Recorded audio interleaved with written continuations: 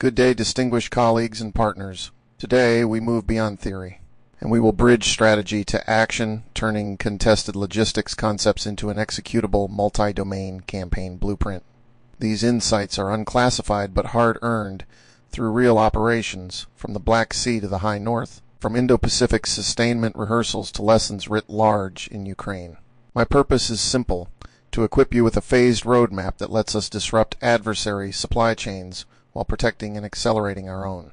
We will walk through 6 phases: Phase 0 analysis, Phase 1 targeting, Phase 2 disruption, all the way to Phase 5 protection, highlighting the critical decisions, investments, and partnerships each of you must champion.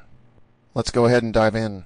Before we examine the theater, let's ground ourselves in the logistics kill chain, the decision-action loop that transforms sustainment into combat power.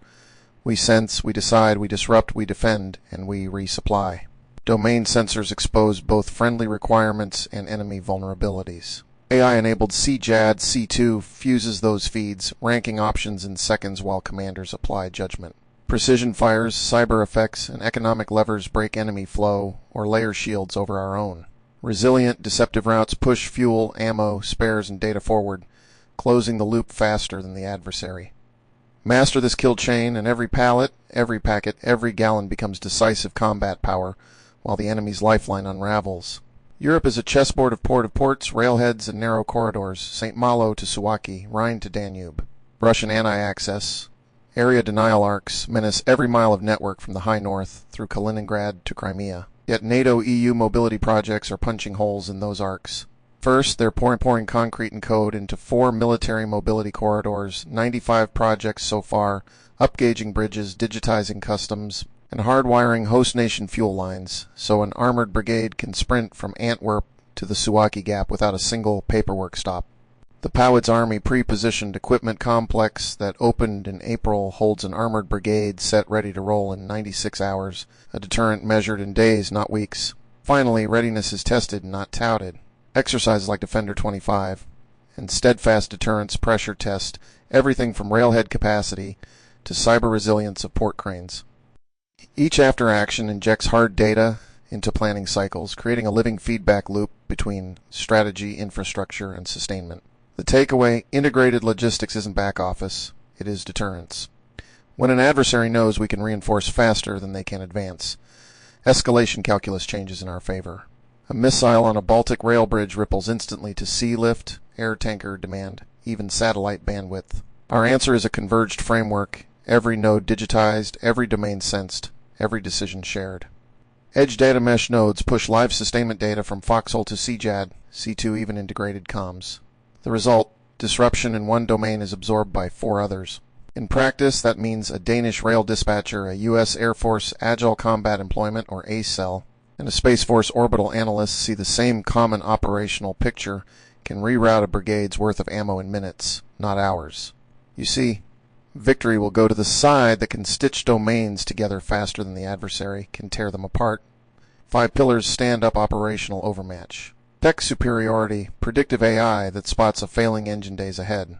Resilience and redundancy, dual-loaded stocks dispersed along 2 corridors.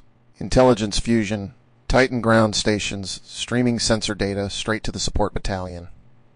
Commercial partnership, frontier AI pilots with industry hyperscalers scour billions of supply chain data points for anomalies that would hide from legacy tools anomaly spikes before any analyst could. And finally, risk management, the cybersecurity maturity model certification. 2.0 is turning every vendor into a defended node.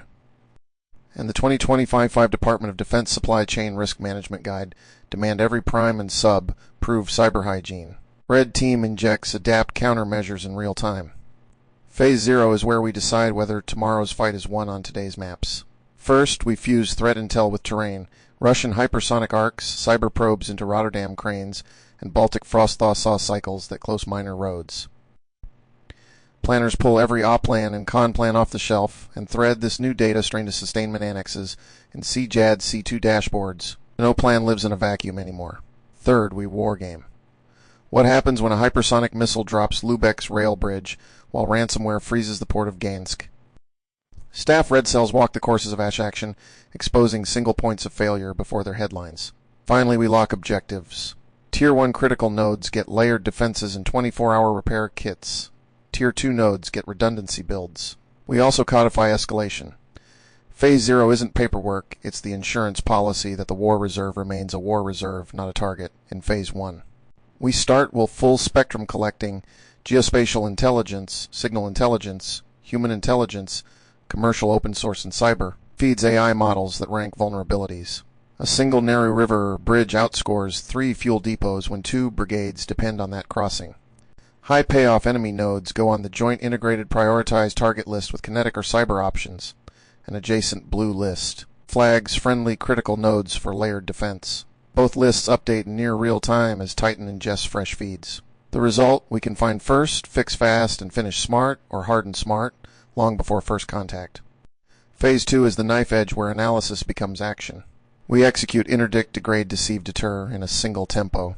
A joint fires cell times HIMARS salvos on a rail hub at the exact moment special operations forces blow a downstream bridge, paralyzing a brigade's resupply train for 72 hours. Concurrently, a 0-day in depot resource planning software corrupts inventory records, while GPS spoofing pushes sealift ghost ships onto sandbars, echoing the $300 million hit Maersk took after NotPetya. Deepfake bill of lading leaks hint at hazardous cargo, triggering foreign port inspections that stack containers for days. Coalition and private partners close the loop. Commercial satellite AIS confirms the jam. EU rail operators reroute friendly freight. Insurers raise enemy premium rates overnight. The result, the adversary's decision cycle collapses under confusion, while our own sustainment glides on protected lanes. Phase 3 is where disruption becomes domination. The goal is relentless pressure. A new strike hack or false manifest hits every time the adversary tries to patch the last one. Their planners never get back to equilibrium. Each disruption wave creates an opening, empty fuel bladders, idle transport, confused routing data. Our maneuver forces exploit those gaps, pushing deeper before the enemy can reposition. Think Kharkiv 2022 on fast forward. Russian ammo dumps kept blowing, and their front collapsed under logistic starvation. Meanwhile, CJAD C2's AI Sentinel watches enemy adaptations, alternate bridges, ad hoc fuel points, satellite phone resupply orders. The system flags fresh targets and recommends protective moves for our own nodes. Exploitation is no longer art, it's an algorithmic sledgehammer. Phase 4 is our thermostat for the fight. We've crippled the enemy's supply chain. Now we decide whether to turn the heat up, hold steady, or cool things down. First, escalation governance. A red, amber, green matrix validated by allies tells us if another rail hub strike triggers additional cyber freezes, or if we pause kinetic action and signal through diplomatic channels.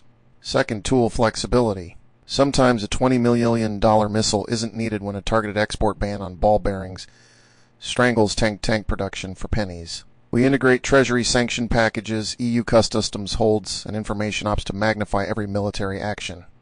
Third, cross-domain awareness. As CJAD C2 watches the adversary reroute fuel by sea, the escalation cell can approve maritime insurance surcharges and spoofed AIS to delay those tankers, escalating economically while avoiding immediate kinetic risk. Adaptive escalation keeps us inside the enemy's decision loop while preventing unwanted horizontal or vertical spread of the conflict. Disruption cuts both ways. Phase 5 makes sure the blade never swings back to cripple us. First, layered defense. Tier 1 nodes, ports like Bremerhaven, rail hubs like Poznan, now sit under overlapping air defense umbrellas, zero-trust cyber stacks, and special operations quick reaction forces. Second, deception and mobility. Convoys switch signatures, sometimes metal, sometimes electric, sometimes drone swarm, while pop-up fuel farms and mobile data mesh nodes deny the enemy a fixed aiming point. Third, redundancy. Every critical component has a twin dual-loaded preposition stock containers, mirrored cloud-cloud environments, spare bridging gear, cached along alternate corridors. Fourth, rapid restoration. Expeditionary repair teams deploy with additive manufacturing pods. Commercial partners stand by with surge shipping and heavy lift rail. Cranes already under contract.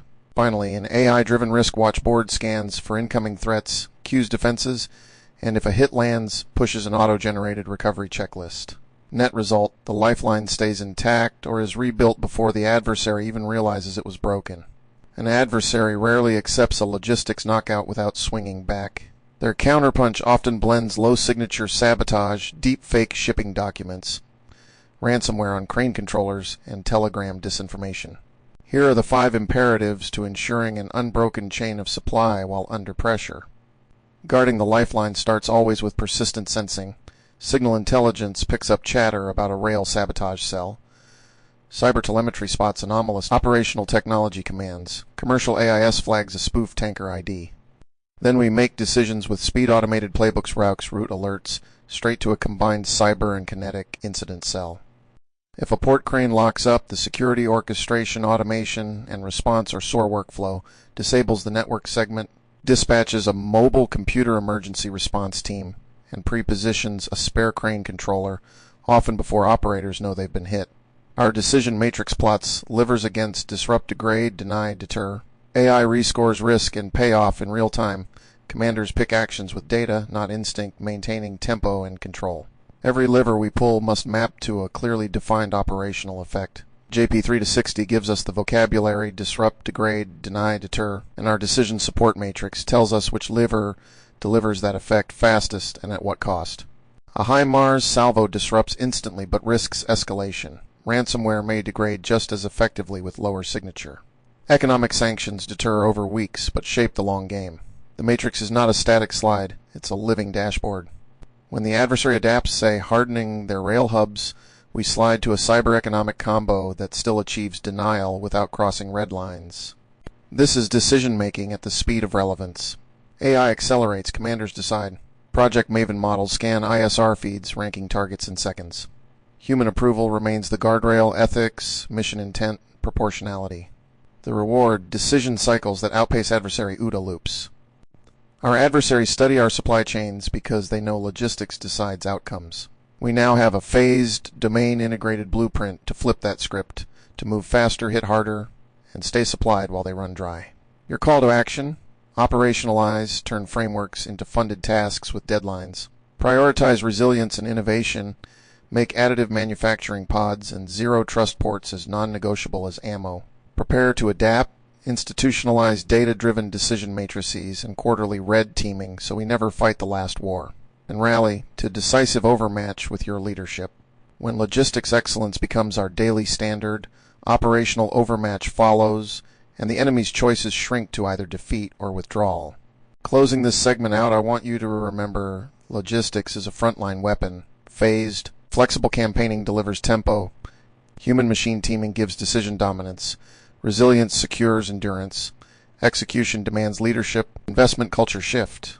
If we don't contest it, the enemy will. Next, I want you to recall the path we laid out. 6 phased operations that flow from deep intelligence preparation through synchronized disruption to hardened rapid restoration. Each phase is flexible, ready to accelerate, pause, or reroute as threats evolve. Then I want you to recognize the engine behind that agility: human-machine teaming and predictive analytics. AI accelerates the data, commanders keep the judgment. That partnership is how we shrink the decision cycle from hours to seconds and stay inside the adversary's OODA loop. Don't forget that resilience is non-negotiable. Redundancy, deception, dispersal, and rapid repair ensure we survive the first hit and restore before the second. Defense carries equal weight with disruption. And lastly, execution demands good leadership, resources, and a culture shift. We must champion cross-functional collaboration, invest in cutting-edge sustainment tech, and train our teams to treat logistics as both shield and sword.